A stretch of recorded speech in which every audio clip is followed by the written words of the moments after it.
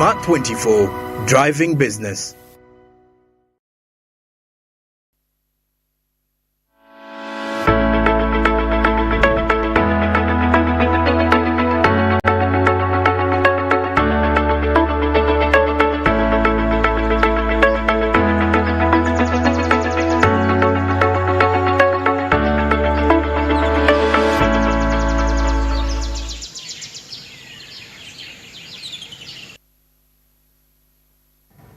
Hello there, and many thanks for sticking around to Smart Means Business. This morning, as we continue to have our conversations rotating around a very critical matter. Today we talk road infrastructure development in the country and trying to build on the kind of situation where you get to realize that for now, we have a lot of issues rotating around traffic jam, and it's actually delaying most of the people, limiting production hours and all that, affecting the entire production chain if you come to think of it, because of the time people spend while moving to work or even during the course of delivering services here and there. This is because at times most of the roads, especially in the Kampala metropolitan area, are being maintained. Others actually under expansion. Others are being rebuilt, so to say. So that is something that we are here to discuss about this particular morning. But besides that, though, to remind you as we're heading into this conversation that it's already 9 o'clock, but the markets on the Zabu platform opened at 8:15 a.m. So Zabu is giving you an opportunity to invest in government bonds and other securities. All you need to do is simply use the USSD code *296#. After dialing that particular USSD code, you'll be ushered into the platform is home platform, where you can easily choose or select a preferred maturity period for your bond and any other security that you wish to invest in. Zabu is giving you that opportunity, so you can utilize it anytime, anywhere you are with the Zabu platform. And of course, the markets on this platform open at 8:15 a.m. and their closing time is 3:15 p.m. East African Standard Time. You should as well note that these markets are fully closed during the weekends and on public holidays. Zabu, my money, my future. Baltic East Africa says, do something new. And now we're off to our business inside discussions this morning, and joining us from Parliament is Honorable Kiza Acrobat Moses, who is the Bugendera County Member of Parliament from Bundibujo District. Very good morning, Honorable, and many thanks for joining us today. Yes, morning, my host. I'm really glad this morning that I'm hosted here in this studio to deliberate on issues affecting our people and especially the road infrastructure. Okay. I'm glad to be with you once again, and I hope the viewers and the listeners are listening to us. Okay. Honorable, you happen to sit on the Physical Infrastructure Committee in Parliament, and of course there's quite a very huge concern as to why we would wish to at least hear from the side of the committee or you policymakers as well, and I want to believe our viewers today will at least get some clear answers in regards to the same. By the look of things, first, let's get to what really happens during discussions to do with road changes and road and infrastructure development.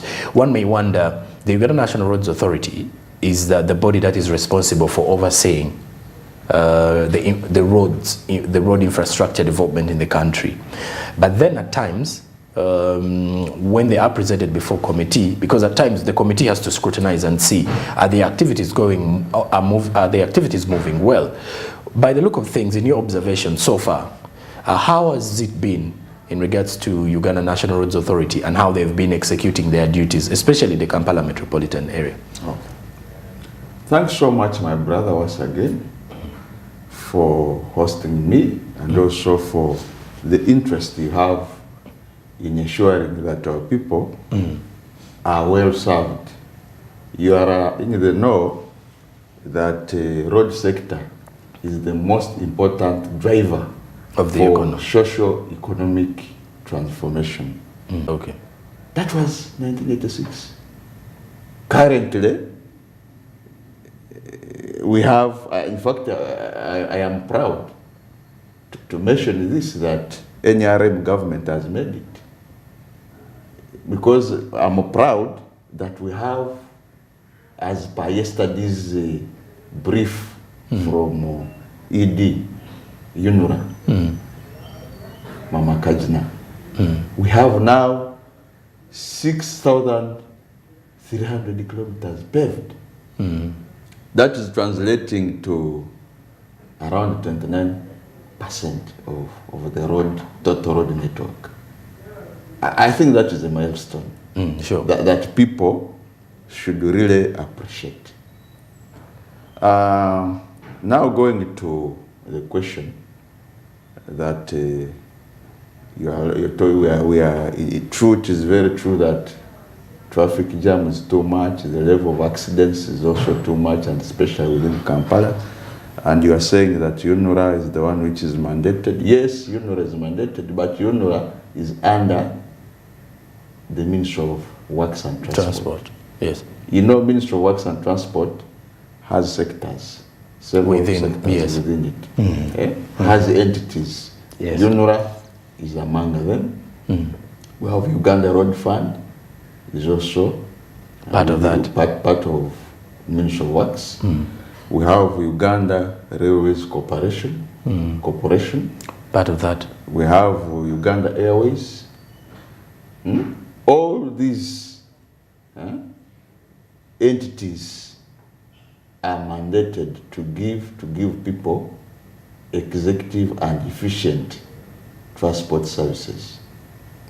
If I can come back to UNURA, I think UNURA has tried, much as we are being betrayed.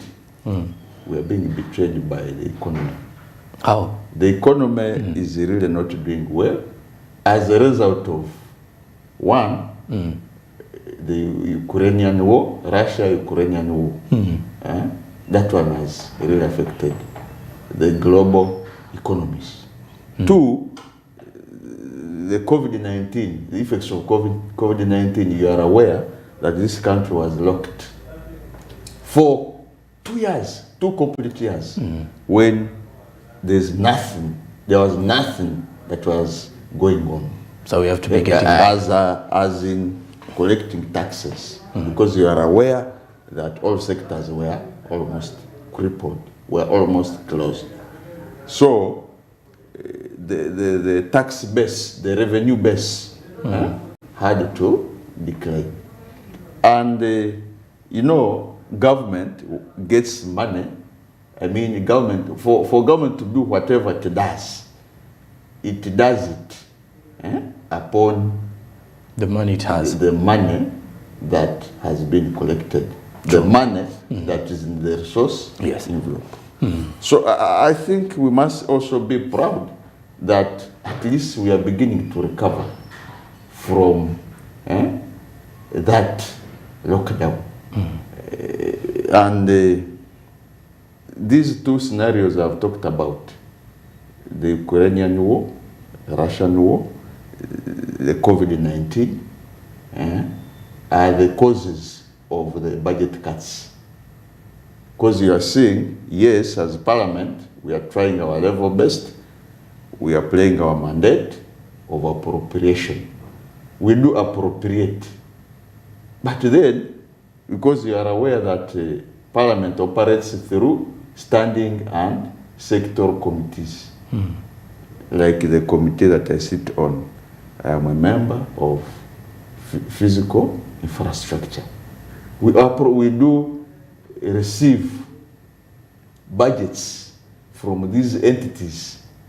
These budgets come as ministerial policy statements. And the budget cycle always begins around October, November, December, January, Feb, March. We are discussing. We are in the budget framework paper. Yes. So that once we are done as committees at committee level, then all our approvals at committee level, which have been submitted by these entities, UNURA, URF, Uganda Railways Corporation, Yes. Uganda Airways, these after they have submitted, after we have approved, we have gone through. Of course, we ask questions. At times we even disapprove. We say, no, this is too much. We reduce, oh, this is too little. We amend. So after we are done, then we forward to the Budget Committee, Finance Committee of Parliament. Okay. I think that's the committee that is having the mandate to either do the final approval. Because this is the committee that now prepares the budget. Because this committee receives all budgets submitted from various sectoral committees. So I think it is now here, upon seeing priorities, that now they say, here, no, we reduce, here we add, here we approve this. And this is where we have challenges, that there is always a mismatch. From what comes from committees, like I've said, for us as physical infrastructure, we can forward, but then when it reaches the other side, where now they are making final approvals, then they look at the resource envelope. They see how much is within the resource envelope, and then they approve accordingly. Okay. So this is why the issues of budget cuts comes in, because they cannot approve for something, then after, at the end of the day, there is nothing to give to a particular entity, to a particular sector. I think this is the reason why now UNORA has issues. As per yesterday's presentation, we really saw that the money that has been released for UNORA for this quarter, first quarter of this financial year, is a drop in the ocean. It is not only a drop in the ocean, but it is a disaster. For UNORA. For UNORA. And my viewers and my listeners who are listening, quote me right, that whatever UNORA will give to the public, will offer to the public this quarter, we really appreciate. Because 50 billion. Because this is not money to hide, it is in the papers, it is everywhere. Yes. Because even I was reading the papers, I have seen these releases. 50 billion has been allocated to UNORA this quarter, out of 475 billion. This is just 5% of the release of what they wanted. Okay. Now what can they do? And you must be in the know that there are so many roads which are being worked upon, vis-a-vis many roads which are in the plan of being worked upon, or being paved. So I think, to me, we should bear with the situation, because even Rome was not built in one day. I'm coming. You have something you talked about regarding the KCCA roads. Yes, and why yes, because it is actually delaying productivity when you come to think of it. And expansion and yes, we are not, as lawmakers, we are not happy with the potholes within the city. So true. These are acting as if some people can come here to view them. They are becoming tourism attractions. They're actually too deep, by the way. Too deep everywhere. The other day we laughed in the parliament because they were referred, some people referred to them as yellow potholes. Why? Even when parliament has approved the loan, I remember we approved 6 billion recently to make sure that these particular potholes are covered up. To ensure that the potholes are covered. They only covered a few. But we are attributing ourselves as MPs, we are in the mango tree. So we are now dropping the mangoes to the lower councils. Now for KCCA, we have the leadership of KCC, we have Honorable Kwago, the Lord Mayor, is here. He has a cabinet. So when you appropriate, and there's a ministry in charge of KCC, so when we, for us, appropriate money, we presume that since we have a chain of councillors within, they also monitor, have the mandate to ensure that the money appropriated from Parliament should properly, should effectively be utilized. But when we appropriate and we see nothing on the ground and we continue seeing potholes, in fact, we really don't get happy.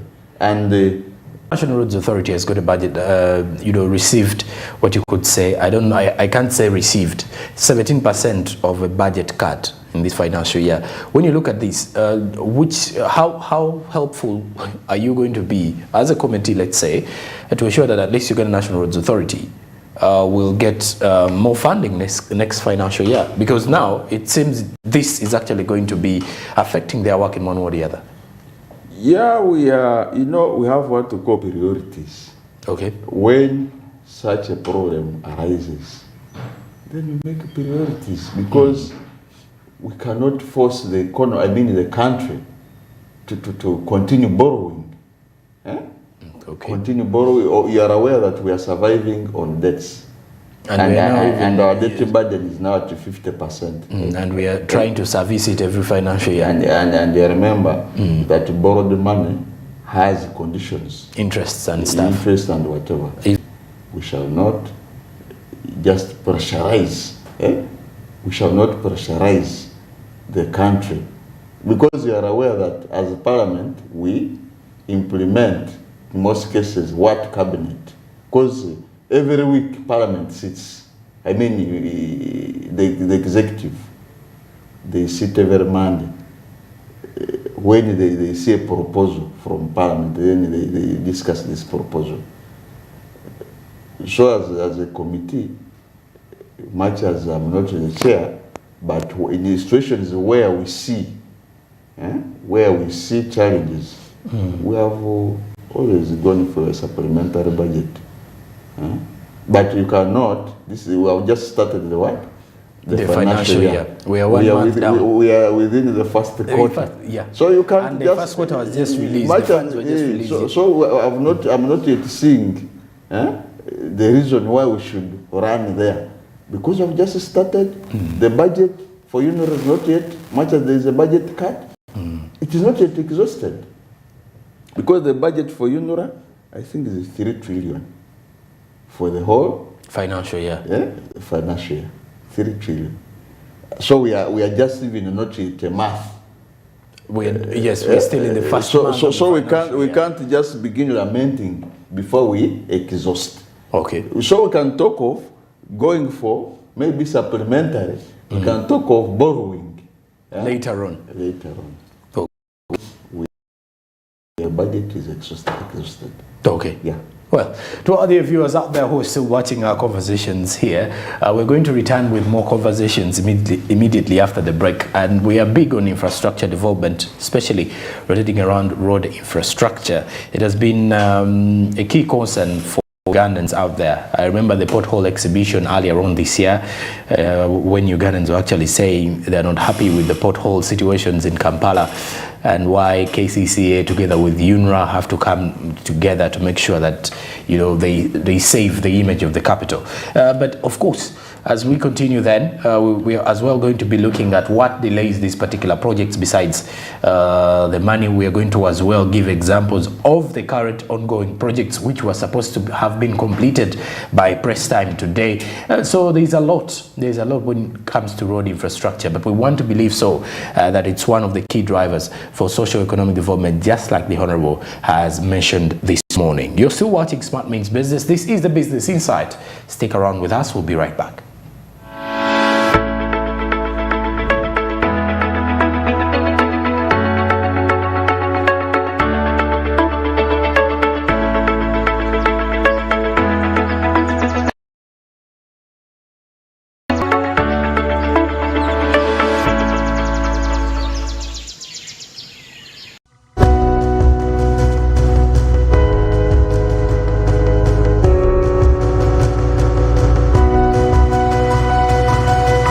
Smart 24, driving business.